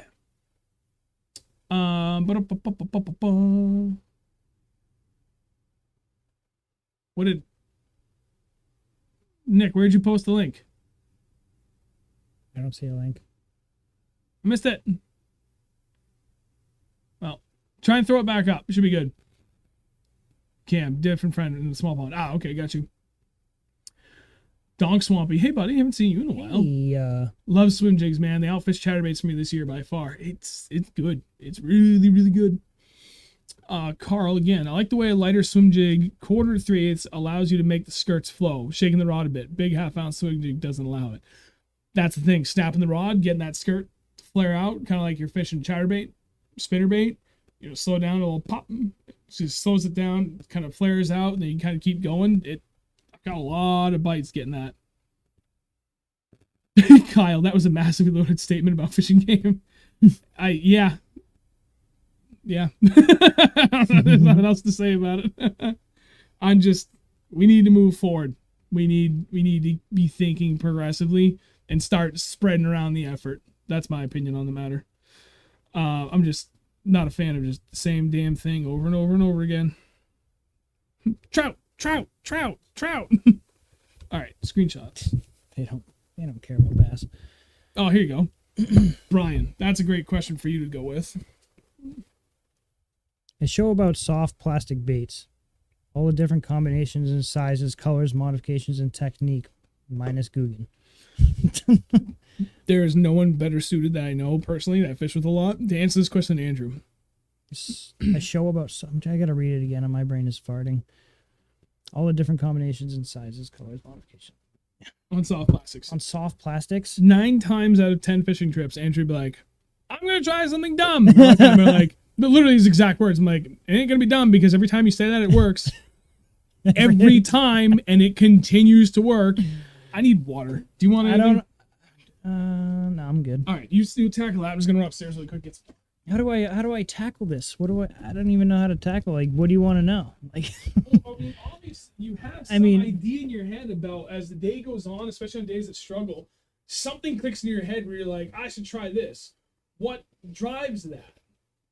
I don't know, really. Honestly, I've been fishing. When I go fishing, I usually have the minds, like, I have the idea of what color I want to throw, where I want to go, like, what size, what color, like what color trailer, what color skirt, the length of the trailer, everything, like, for the jig that I want to start the day off throwing. Like, 9 times out of 10, I'm usually pretty close, but there's usually something that's just a little off. I'm usually getting bit, but they're either short striking and just grabbing the trailer, or they're coming up and hitting it and just completely just missing it. And so yeah, I usually start off with the jig that I want to use, get a couple bites on it, and then I adjust it from there. And I mean, sometimes I'm thinking, like, what are the crayfish doing? What are they looking like right now? If they're molting and they're orange on the bottom, and I have a trailer that's just straight black or green pumpkin, it doesn't have any orange, there's no odd color to it like a molting craw would have, I'll take a green pumpkin jig and throw a black and blue trailer on it. Or I think that's the one I started off doing years ago. Or is a black and blue jig with a green pumpkin trailer on it. And then if that's not working, I'll throw a straight orange jig. and that'll work. Sometimes that works. That color never works. What are you talking about? I mean, I said sometimes it works. And it's just, I don't know. Sometimes I just think of crazy things about what's going on in the water, what the fish might be thinking, and then it just works. I really don't know. I don't know really how to explain it. I just think of it and it works. Sometimes that's all it is. It's just thinking a little bit outside the box. Like there's these traditional presentations that we have always fished, that they always kind of hammer out, like the most obvious presentations. You want to go, typically most people are trying to match the hatch, not just from color, but also profile. Like in my head for the longest time, I fish a jig because I'm trying to imitate a crawfish. So I always throw a craw trailer on there. And it wasn't until a couple of years ago that I don't have to imitate a craw pattern. Sometimes it's about bulk. The overall, not necessarily profile, but at the same time, the profile of the meal that you're offering, the overall size. That skirt gives it bulk and body, gives it something that just looks a lot bigger. So it's more enticing to a fish. Or remove the skirt and it looks that way. Sometimes they want a lot more action with the craws, the claw legs sticking up. Sometimes they want something a little bit more subtle. Swim bait trailer. Honestly, I'm not even gonna lie. One day when I was out fishing, I was by myself. And I was at home base. Yep. And I had a white, I think it was a white. It was like that white and purple marauder. Yeah. So I threw that on green pumpkin jig. My brain was thinking, I was like, what if I made it look like a crawfish was eating a fish? Had a fish in its claws. Like the white claws were the fish and the jig was the crayfish and just holding on to it. Yeah.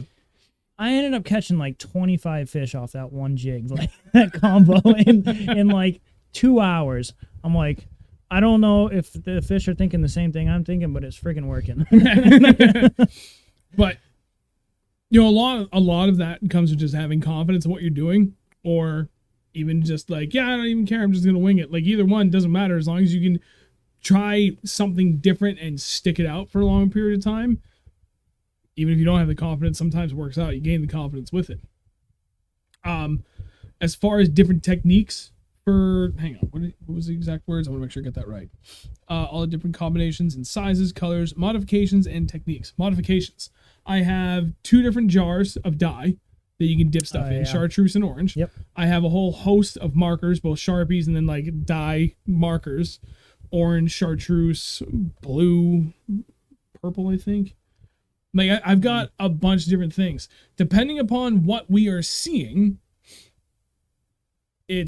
I've got something to do. I can do anything. My hard baits. That's why I have the Sharpies. Like I had topwater.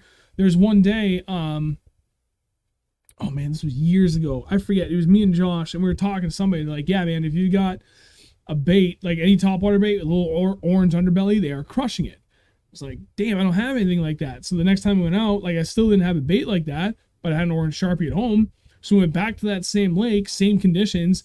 I took that same topwater, just colored the whole belly of it orange with the Sharpie, and I started catching a ton of fish. Like, it can be as simple as that. Or you're not getting hit on a jerkbait. And I spent hours fishing this jerkbait one day, and I picked it up and I'm like, you know what? It's stupid. I don't know why they aren't hitting this. And I watched something somewhere. I don't remember where it was. And I was like, put a little red on it. So I took a red Sharpie and I took red and put it around the gills. It was like a focal point for the fish to see, like where they should hit it. Yeah. Because it's a little different than everything else on it. And it worked. I started catching fish left and right. I've had a lot of days where just adding a couple of orange spots to an all green pumpkin jig was the difference maker. Mm-hmm. Dyeing the tips, like just the very, very tip of the claws, a little bit of orange, the difference maker. The whole friggin' legs, orange. Going to laminate on a craw trailer, half green pumpkin, half orange on the other back half, and like the whole length of it, the difference maker. Trimmed it down a little bit, the biggest difference maker. We'll have plenty of days where like they're thumping a jig and you connect, but you miss at the same time. Your jig trailer's pulled almost all the way down to the hook point. Okay, well, it's a striking rage craw, for example, or the Beast Coast Marauder. They're both about a 3.5 inch-ish trailer. Screw it. Take half an inch off. See what happens. Mm-hmm. Boom. Instantly hook up and continue to hook up on every hook set after that.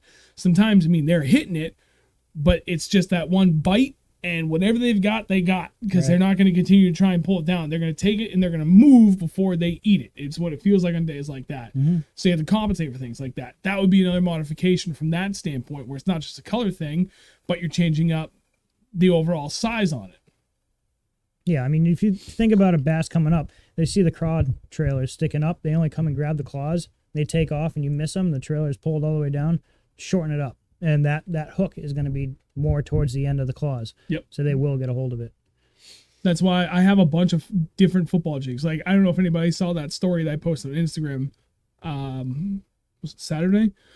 All my freaking jig boxes. What you didn't see was the other 2 plain old 3700 boxes I have dedicated just to like non-skirted jigs. And then a third plain old 3600. It's a Bass Mafia size box of the 3600 that has even more of those. I've got all my non-leads and then all my tungstens. I keep the 2 of them separate. I have a ton of jigs. So I've got 3/8 ounce footballs that have 3, 4, and 5 odd hooks. So depending on, like, if I feel I'm confident that I've got the right color and the right size for a trailer I'm throwing out, or just soft plastic in general, I've got a different hook that I can play with, to his point, so I can get that hook point closer to, you know, the fork and the tails. The dubers. So that's, yeah. Jigs are cool. Yeah, there's so many things you can do with it, especially in plastics too, man. There is no limit. Playing with how you rig it, you know, just trimming it up, colors, like there's 1,000 different things you can do with those. Imagination's really your only limit there. Imagination. I think that was a South Park episode. Let's see here. Let's do Zoop. No Zoop for you from Twitter. Best winter lures. We can't talk about one yet. We could. Which one? You know which one. The one we've been... No. No. Hell no. It's a jig. It is a jig. It's an unskirted jig. It is an unskirted jig. That's all you get to know. All I can tell you. Dark colors. I'll give you that. That's it. That's all you get to know. Beyond that, hair jig, which is something that is my number one focal point this winter. I started to get a little bit more comfortable with it. I've got the Beast Coast Hustlers, which is that hybrid, right? It's got a little bit of hair in it, but it still has a finesse skirt to it as well. That has allowed me to start to get more comfortable with going to a straight hair jig. I haven't been doing as much reading the last 2 years into like different techniques and stuff. I put way much more focus behind the scenes stuff working on the channel. In that, with, you know, all that spare time goes to that, and then just being out in the water. But the last month I've started reading a ton of articles on hair jigs, because that's my goal. End of this year and into the spring, because I know that's going to be the difference maker for the overall numbers and quality of fish that I can put in the boat for this time of the year. So absolutely a hair jig. Blade bait, a whole host of colors, 3/8, ½ ounce, 3/4 ounce, in just like a straight silver, gold, white, black with blue on the sides. Black top, blue on the sides. I don't know what it is about blue in cold water, but it works. Huge. I don't get it, but it works. Blue is just good. They like blue. Blue looks like bait fish. Yep. Anything perchy colored works great too for blade baits. Like maybe something close to it, like a fire tiger sometimes can be it. If you wanted to keep it really simple, just get chrome and gold. So chrome on sunny days, gold on cloudy days, ½ ounce across the board. That's all you need for those. Gold and black works good too. Gold and black works like black killer. top with gold on the bottom. Dude, really well. I should have brought my blade bait box in. And I bought a bunch of tailspins last year. I bought even more this year. I have chrome, I have white, I have gold, I have black top with gold sides, I have all blue, I have black top with blue sides, I have rainbow trout, I have sunfish, I have perch. I think that's actually it. That's still a lot of colors just in blade baits. Yeah. And then I have in tailspins, I have perch, I have bluegill, I have smelt, I have just straight, I have one that's almost like a goby-ish color. It's not quite smelt, it's kind of gold. I was throwing it Sunday, remember? I know. It looks like a really good natural bait fish color, almost like a shiner, but kind of closer to goby. It's a weird color, but it works good. Those are all like, I mean, that's pretty much it in a nutshell. Spider jig always works exceptionally well in really cold water, down to like upper 30s. That's where it really starts to slow down. Definitely throw a spider jig. Just black with blue flake. All you need. Straight black. You maybe do a dark green pumpkin. Sometimes I like that, but in that really cold water, dude, black and blue is all I throw, and it works killer. I need to go see some just all black ones, though. You can throw drop shot, but I'd recommend a very short tag. Yep. Like very small inches. And dead stick it. You're literally going to be holding there dead sticked off the bottom for like a minute, 2 minutes. If not longer, yeah. Just It'll dead work. sticking and wait before you just go beep, beep. Yep. And just wait. And wait. And wait. You probably won't even feel the bite, honestly. It's just going to either be like a little tick, or it's just you're going to lift up and it's going to be heavy. It's going to be sitting there with it in its mouth. I don't know what this is, but it doesn't really taste that good. Yeah. It's a hard thing.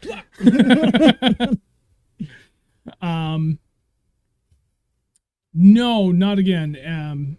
Not again said, anyone use the Lloyd Osgood Salty Frog trailer sold in eBay? It's an Uncle Josh knockoff. No, I haven't used Uncle Josh porks in a long time. Did they start making those again? I believe they did. They were the jig trailer for cold water fishing for ages. When I was a kid, when I was like 10 years old. We should try. I don't even have to try. If Uncle Josh really is back in business, that is like, dude, forget Berkeley Mac scent. The Uncle Josh porks, those were the thing to throw. It's like stunk. Oh, yeah. And they're a pain in the ass to put in a hook. You're like pre-drilling with an actual drill to get them onto a hook. Just a little pilot hole through there. We'll never lose them. No, that's the other thing. Like, they'll last forever. They're great. And then for some reason, people stopped throwing them and they went out of business. I think. I don't know. Yeah, Keith, SNH Angler, absolutely spot on. Go see Joe Catalano over at Grand Estate Rod and Reel in Nashville, New Hampshire. Mm-hmm. That dude is amazing. He'll talk shop with you all day long. It's a really small store. It's literally in the garage of his house, but everything in there is good. Everything in there. It's not like going to Bass Pro where you can go and like buy stuff that just isn't gonna work here. Right. Like you go to him, he has everything that you want to catch bass. He's a 40+ year tournament hammer in New England. That dude has been everywhere. You know, like we found a spot that I just brought up to him in conversation. I thought it was like somewhere out in the middle of nowhere. No, I mean, sure, somebody else had been, but like Southern New Hampshire, somebody else had been there. Slim to none chances. Oh yeah, I fished that place like 20 years ago. I've been there every couple of years. It's great. Caught an 8.5 out of it. I think that dude's caught like an 8 out of every freaking pond in New England. Dude, that guy's awesome. If you've never been, you're anywhere near the area, even if you can make time to go. You will not be disappointed. Yep. Mention our names. He knows who we are. Yep. So that was Zoop. Oh. Liam from Backwoods Graphics would like to discuss your beard. What about it? I don't know. You gonna trim it? Oh yeah. Shit's coming off. Baby face? Not baby face. I still, God no. I told you that last night. After I got out of the Navy, I told myself I would never shave baby face again, and I haven't. When I first started growing this beard, I kept it in the winter, and I shaved it all for one summer, and went back in the winter. I shaved it for half of the second summer, and I had like one good look at myself. I'm like, no, I'm keeping it, and I haven't shaved it in like 4 years now, maybe 5. Yeah, I haven't. But I do keep it tight. I haven't fully shaved in 10 years. Yeah, it's been a long time. Since I got out. Just having facial hair so much nicer. It's extra red and fluffy right now. Yes, it is. Oh, thanks. Here, from Hammer Time, Robbie. What is a bass friendship like? Core values. It's like a borderline dad joke. Honor, courage, commitment. I honor thee with this crawfish for you, my lady.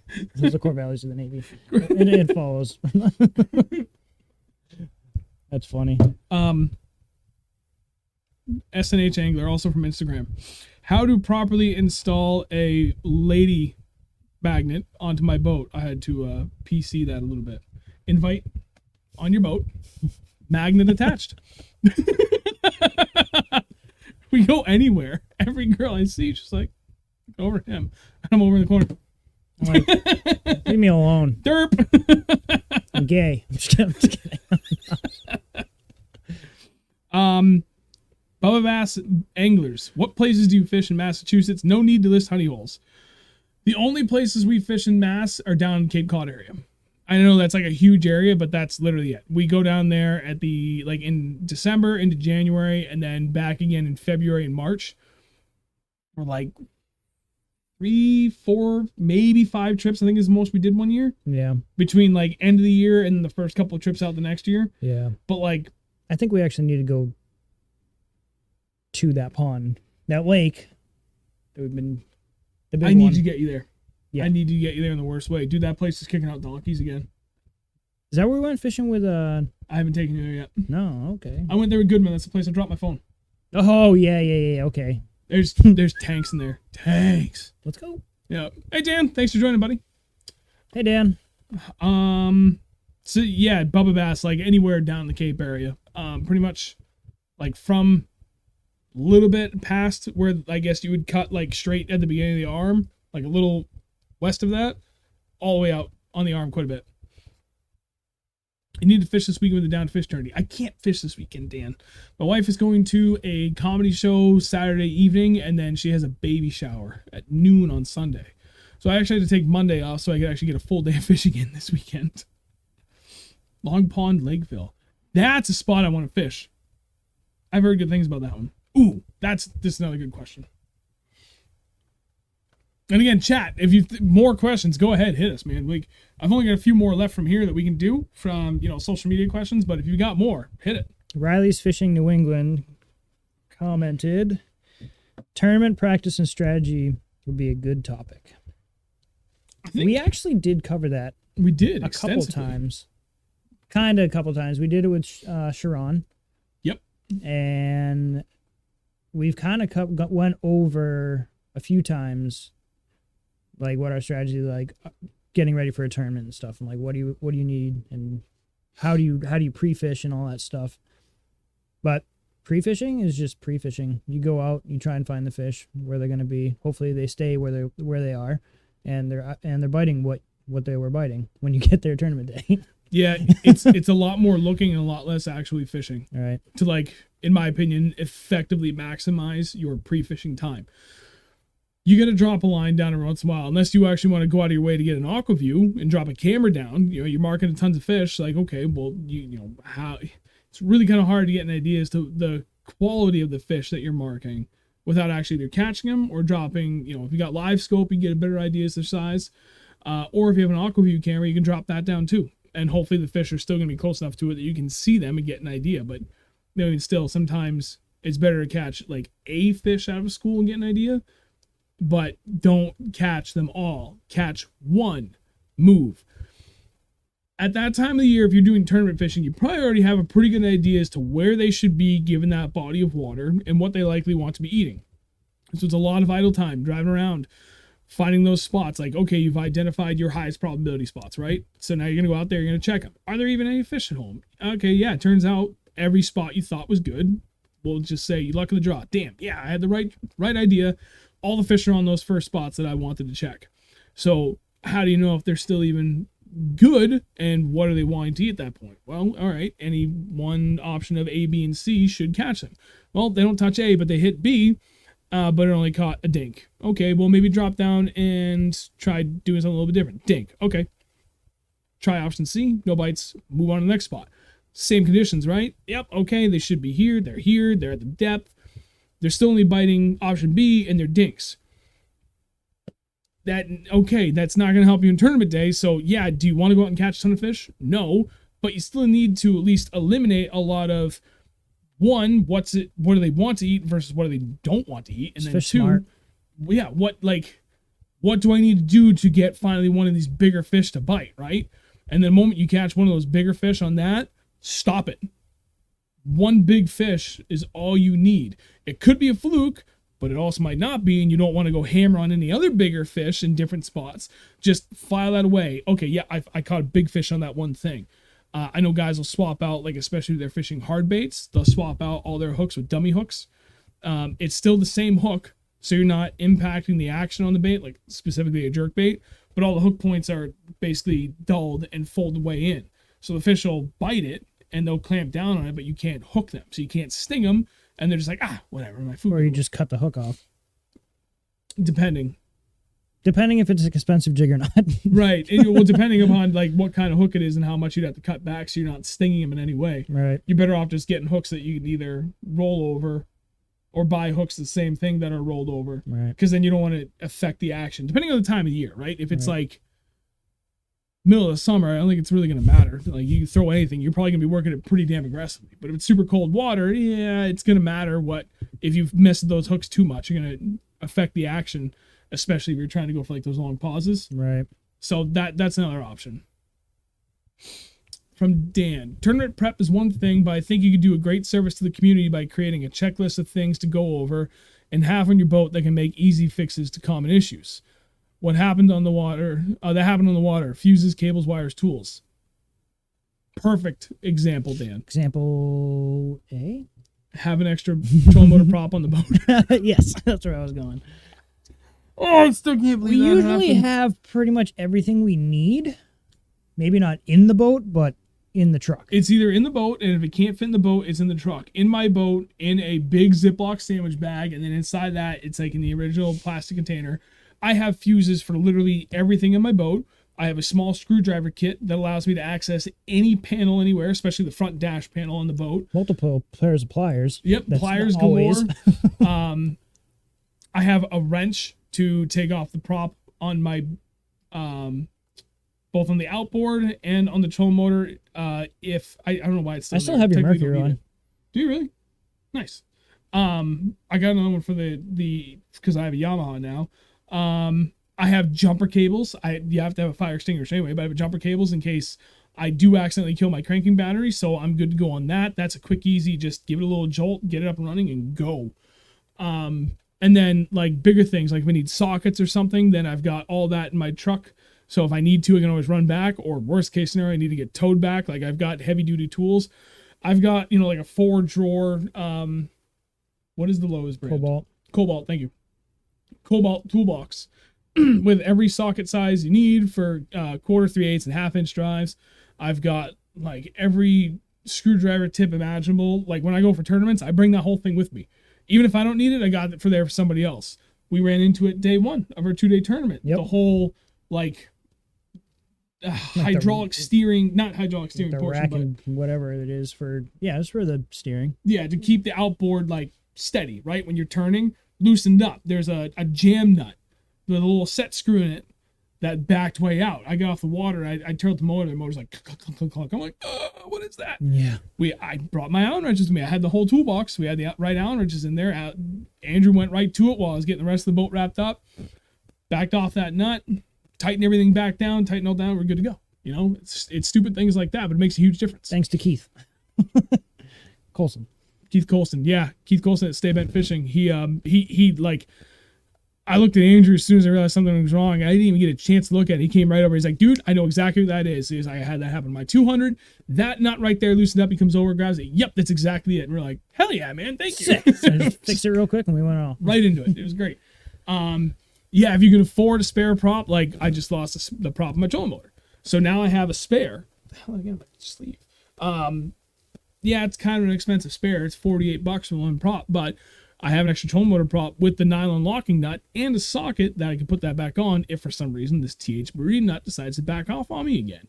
If you got deeper pockets, a spare prop for your outboard is always a good idea. Mm-hmm. Sometimes it's not even the prop that will break on you, it's the hub inside of it. You spin a hub, doesn't matter if your prop's brand new, it's not going to turn. But a new prop or a second prop will have a new hub inside of it. You can get back on the water, and that's an easy fix on the water as well. Things like that. You might have to get in the water though. Yeah, then there's that. So that was a really good question. And don't drop your nut while you're in the water either. Oh God, that'd be the worst. Yeah, you go back to the ramp to take care of that if you can. Anybody's shore, man, forget it. Like, don't do that over the middle of deep water. No. So that was a great question. Thank you, Riley, and Dan. Thank you very much for expanding on that for us. What was the question from him? Oh, okay. There was a question from Stephen Williamson also on Instagram about reels. What reels do you guys use? Choosing the right from the one for the job, basic anatomy, maintenance. Well, maintenance, I can tell you right now, I don't do. I should, but I don't. Yeah, me neither. Okay, I so oil once there's in a that. while, but it's maybe like once or twice a year. I'll just be I like, don't do you know, that. like the little old bottles of oil that Blues comes with. Yeah, yeah. Just a little dab in there. That's good. I should do that, but I don't. Loaded question. We've covered this a lot in previous streams. We'll go over it really quick, just for like different options. What are your primary reels that you go with? My and reels? why? For my jig rod, I have a high ratio reel, 8:3:1. And why do you have a high ratio reel? To rip that thing in. Right. And if they pick it up off the bottom and they're swimming back at you, you got to catch up to them or you're going to lose them. My swim bait reel is a 6:3:1, I believe, or 6:4:1. I think it's 6'4". I think it's 6:4. Yeah, it's a slower ratio, so I don't have to sit there with another 8:3:1 reel doing this. Extremely slow. I can actually kind of sit there comfortably and reel it, and it comes in at a pretty steady, kind of slower pace, which works really good for anything swimming. The slower ratio is good for swimming baits. And jerk baits, I kind of like another faster reel. I'd probably go with like a 7.3 for my jerk bait. Because I'm sitting there doing jerk baits, I'm like crack one hand and just spinning it with my finger. Right. Just to pick up the slack. All the action you're doing that is 100% from the rod. You're just using the line to take up slack. Right. And fight fish back in. Right. I mean, that's really all I got. I mean, I don't really go away from that. If I really wanted to get something for that's also casting reels. My spin reels, something somewhat quick. I don't really even know what ratio my spinning reel is. Most of those tend to be 5.4 to 1 on most spinning reels, but yours actually might be like a 6.2 to 1. I think it is the higher. Yep. I wanted the higher. But I kind of want to get a slower one so I can swim stuff. Deep swimming hair jigs and things. Yep. Very slow. All of my spinning reels are 5.4 to 1 for exactly that reason. Almost everything I throw on a spinning reel, I'm using the rod to move with anyway. But on the times I do swim it, I am moving very, very slow. Would I prefer to have a higher speed ratio on some of them, like especially my drop shot, where I'm never, ever, ever, ever, ever using my reel to move that bait. It's all rod. So for something like that, Lose Hypermag spinning reels coming out next year. Hopefully that has a higher speed ratio, but that will go on my drop shot rod if it does, because I want higher speed ratio for that. I want to take up line, especially smallmouth in the summer, where they truck it in like 35 feet of water and then straight up with it. Like, it's hard to catch up with that on a 5.4 to 1. But everything else is slow for that reason. Like, I want to be able to swim really slow stuff late year, early year when the water's really cold.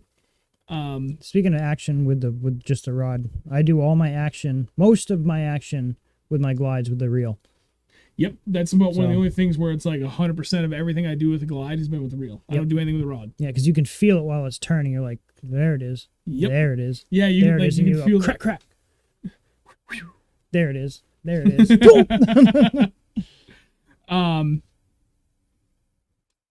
Expanding on that. Yeah, no, he literally said everything. All the same for me. Higher speed ratios for bottom contact baits like jigs and stuff. Again, I'm doing all the movement with my rod, not the reel. The reel is just there to take up slack and then fight the fish in. 6.3 to 1 is my go-to on pretty much everything else, because I can burn things if I need to, but more often than not, I'm just swimming stuff, straight retrieve. Mm-hmm. So it's something that I can slow down with, and I'm actually going slow. But when I need to take up line, I can do it.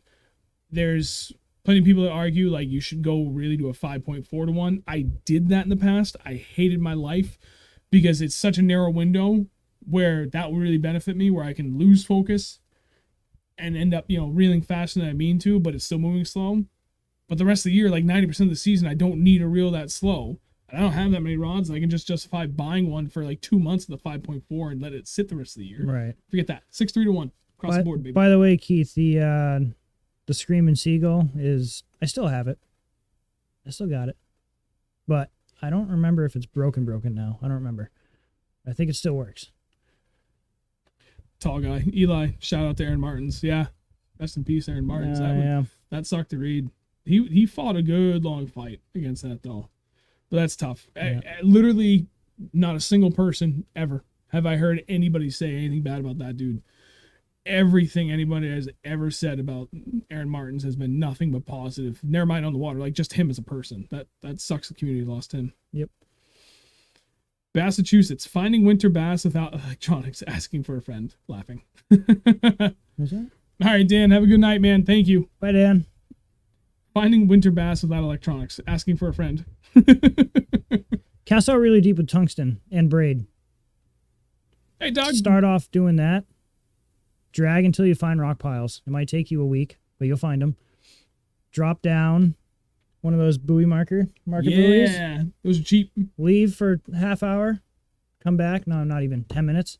Come back and start fishing that marker buoy. Yep. Simple as that. Good pair of polarized sunglasses can go a long way, even in murky waters. This is where doing a lot of your due diligence on the computer or on your phone comes in handy. You can find a really good, as accurate as possible depth map. You'd be surprised how much water you could break down before you even get to the water. So you can identify both, deep pockets or good points, rock piles, humps, like things of that nature. If you're lucky and it's clear water, using Google Earth. We talked about this much earlier in the season, showing how to really take advantage of that tool, go backwards in time, different times of the year where they did satellite imagery. Sometimes it's summer, really late in the year, really early in the year, whatever. If it's a reservoir, sometimes you can get satellite imagery from a time they did that when the water is super low. So you can see like rocks and stuff that's kind of closer to the bank, like things like that. There's a lot of work you can put in on the computer to help maximize the time you're going to spend on the water, so you can already identify those higher probability areas. Right. I'm saying, well, so what I did last year, I think it was in the spring, is I didn't have the electronics on my boat yet. And I went to that lake that's on the way to out west, but it's still in New Hampshire. Yep. You know the lake I'm talking about? Trout Lake? Yes. Yep. I went there, and I had a feeling that there was going to be rocks around that the area that I was in, because it was rocks close to the shore and it came out of a point, and I was like, all right, there's got to be rocks out here. I literally took an old tungsten jig that the hook was just like junk on, cut the hook off, tied the tungsten head on there. It's straight braid. Yep. On my drop shot rod, just straight braid, so I had all the sensitivity in the world, and I cast it out, and I just waited, dragged that thing back until I felt rocks. I just fan cast till I felt rocks. And then I cast it out onto those with a normal jig, and I caught fish off of it. It was cool. So I recommend doing it. Keith, Southern New Hampshire angler. New Hampshire fishing game depth charts are a nice reference, and then Google Earth can show you some cool stuff sometimes. Yep, the New Hampshire depth map charts are so-so in a lot of the places, especially kettle ponds. I boating, like just the letter I boating, has a lot of really good depth chart maps. Navionics has some really good ones. There's another one I can't remember. There's a lot of free literature out there that you can take advantage of, and some, depending upon what area of the country you're in, even just what area of the different states you're in, some maps are better for lakes than others. It depends upon when they were updated and how they did it.